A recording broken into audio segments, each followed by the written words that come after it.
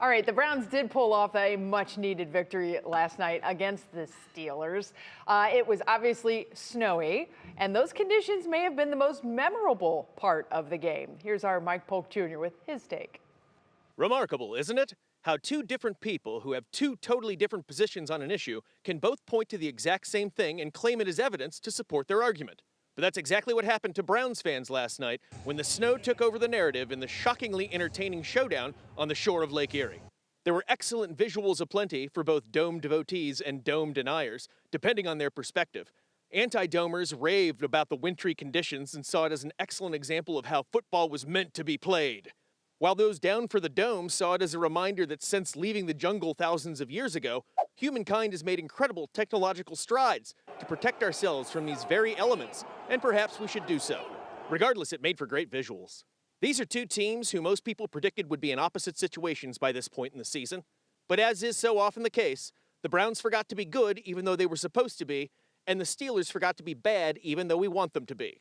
This rendered last night's game result mostly meaningless for my team, technically speaking, but not in reality, of course. Because no matter how over a season is, and no matter how frustrated I get with this team, beating Pittsburgh will never not mean something. In fact, I found it thoroughly enjoyable. The only real downside to beating Pittsburgh, as far as I'm concerned, is that it does inadvertently help our other enemy, Baltimore, which stinks. It's like watching your nemesis walk out of a Dairy Queen, trip, and drop his ice cream cone on the ground.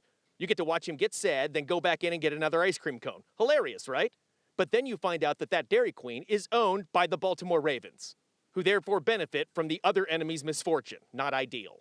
Couple post-victory shout-outs before we go. Shout out to the Browns ground crew for getting out there and getting after it last night.